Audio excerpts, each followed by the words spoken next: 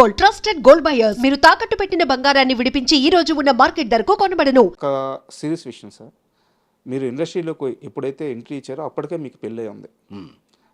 అప్పటిదాకా అసలు చాలా తక్కువ సంపాదన ఉన్న లైఫ్, బట్ గొప్పగానే లేదు. బట్ అప్పుడు చాలా సక్సెస్ఫుల్గా లైఫ్ని లీడ్ చేశారు. ఇండస్ట్రీలోకి వచ్చిన తర్వాత మీకంటూ ఒక గుర్తింపు వచ్చింది, మీరు బిజీ అయ్యారు. అలాంటి టైంలో ఫ్యామిలీ డిస్టర్బ్ అవ్వడానికి కారణం ఏంటి? అంటే కొన్నిసార్లు మ్యాటర్లు అంటే మనస్పర్ధలు చిన్న చిన్నవి వస్తూనే ఉంటాయి. ఒక టైం వస్తుంది ఎట్లా అంటే ఇంకా వద్దు, ఎందుకు రోజు కొట్లాడుకొని రోజు ఇది పరిశాన అనే దానికంటే దూరం ఉంటే బెటర్ కదా. ఊరికి ఒకరినొకరు అనుకొని ఒకరినొకరు కొట్టుకొని తిట్టుకొని ఇంకా ఏదేదో నెగిటివ్ ప్లాన్లు చేసుకొని ఇవన్నీ చేసేదానికంటే గమ్మున వెళ్ళిపోతే అయిపోతుంది కదా. ఇప్పుడు వాళ్ళ మనసు బాధ పెట్టకుండా నేను బాధపడి ఎందుకు ఇవన్నీ అని జరిగింది. అది ముందు నుంచి చిన్న చిన్నవి వస్తూనే ఉంటాయి. భార్యాభర్తలు అన్నాక కొన్ని రోజులు ట్రావెల్ అయిన తర్వాత ఒక టైం వచ్చింది, ఇంకా లేదులే అంటే ఏ మనిషికైనా, ఇప్పుడు ఆమెకైనా సరే నాకైనా సరే ఒక ఓపిక, ఒక లిమిటేషన్ ఉంటుంది. ఆ ఓపిక దాటింది. మేబీ నేను కరెక్ట్ లేను ఆమె ఉద్దేశంలో నాకు కరెక్ట్. ఇలాంటివి ఏవో జరుగుతాయి. ఎవరు పర్ఫెక్టు ఎవరు రాంగ్ అని నేను చెప్పను. మిస్టేక్లు రెండు తరపులో ఏవో జరిగింటాయి. సో అది ఎక్కడో మైండ్లో కూర్చుంది. ఒక టైం వచ్చింది, ఇంకా మనం బెటర్. ఇది మీ వ్యక్తిగత విషయం సార్. చాలా ఇంటర్వ్యూలో మీరు ఇదే మాట చెప్పారు. అయితే నేను మీ క్లోజ్ సర్కిల్లో, మీరు సినిమా ఇండస్ట్రీలో క్లోజ్ సర్కిల్లో కొంతమంది, నేను పేరు చెప్పలేను, కో డైరెక్టర్ సత్యం గారు చుట్టూ ఉండే కొంతమంది మనుషులతో మాట్లాడాను.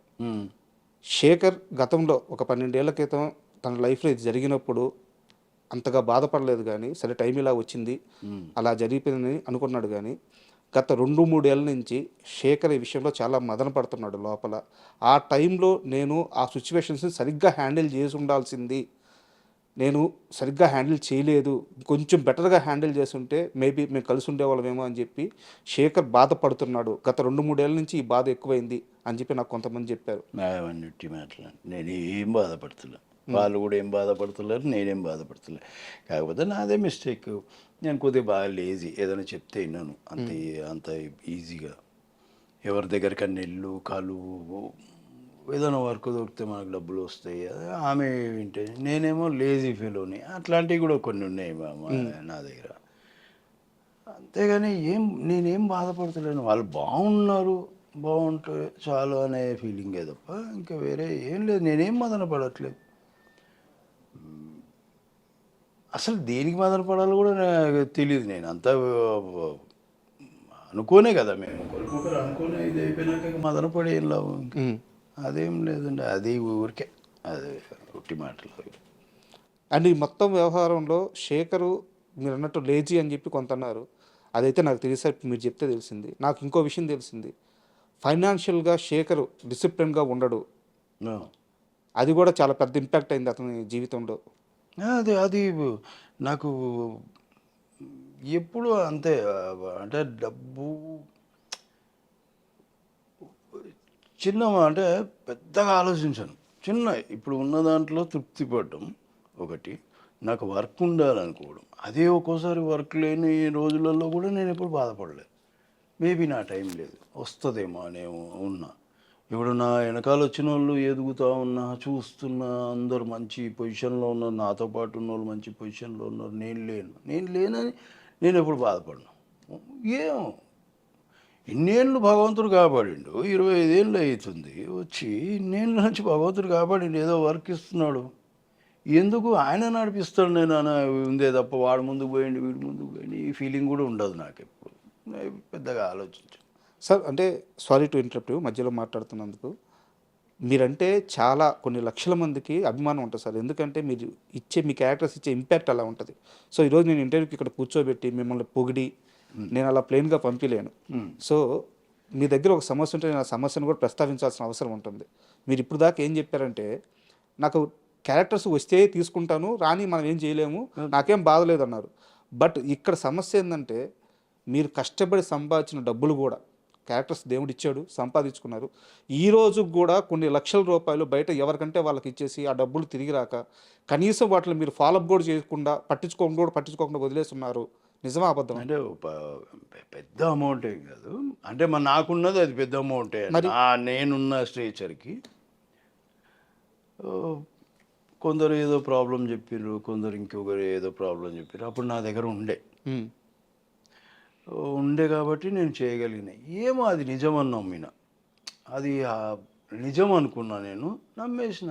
సరే, నేను అది కూడా ఏమో ఇంకా వాళ్ళని నేను ఎప్పుడు నేను తిరిగి ఇవ్వండి నేను అడగలేదు, అడగను కూడా. ఇది కూడా చెప్పారు, ఫ్యూచర్లో కూడా కనీసం ఫోన్ కూడా చేయరంట డబ్బులు కావాలని. చేయను, అసలు చేయను.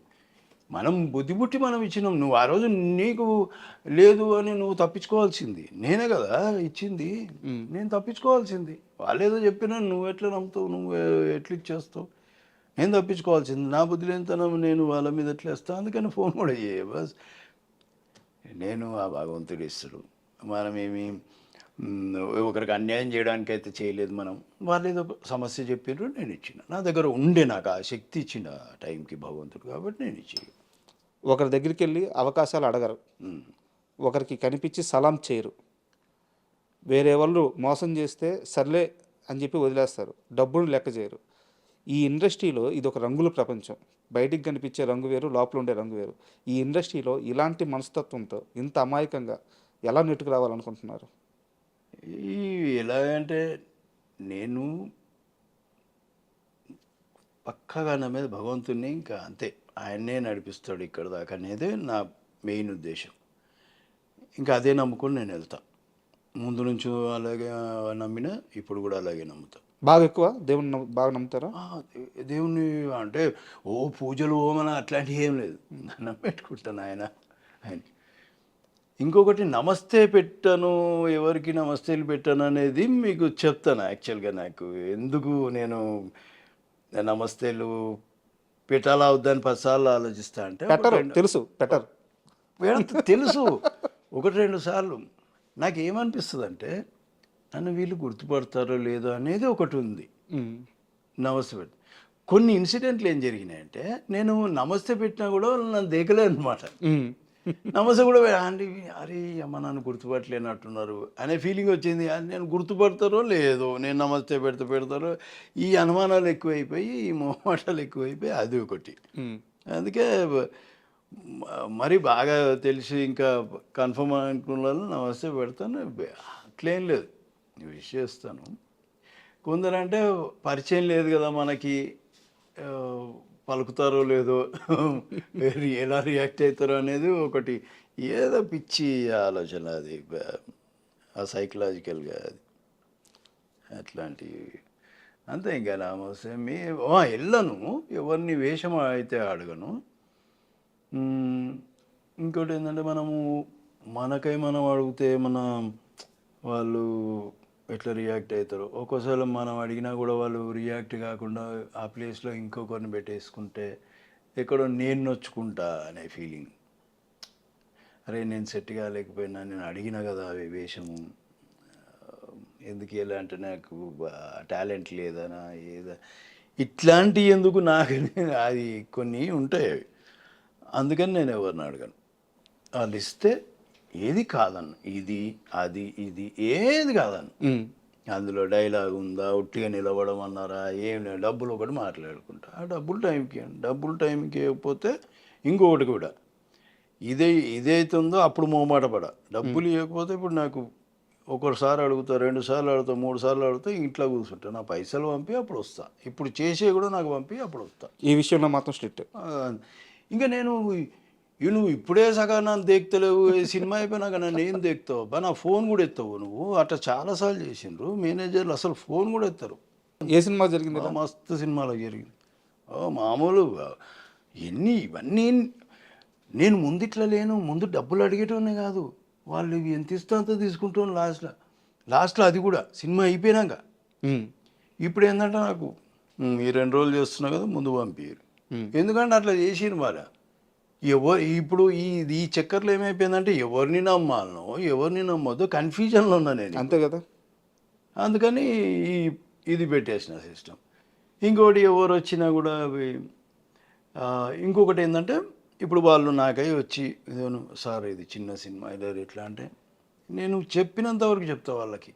నేను కూడా చిన్న ఉన్నాయా అన్న ఏం ఆస్తులు గిస్తులు ఏం లేవు నేను ఎట్లా నాకేం లేదా కానీ మీరు సరేలే ఇంకా పోనీ ఏమి ఇస్తారు చెప్పండి మీరు మరీ అన్యాయంగా మాట్లాడితే ఏమన్నాను సారీ అంట ఇంకా వాళ్ళు ఏదో కొద్దిగా ఓకే అనుకుంటే తీసుకుంటూ వెళ్ళి చేసేస్తాం కానీ ఆ చిన్న సినిమా వాళ్ళు కూడా చాలా మర్యాదగా మంచి పద్ధతిలో చేస్తారు వాళ్ళు రిసీవింగ్ కానీ అట్లా కానీ అంతా బాగుంటుంది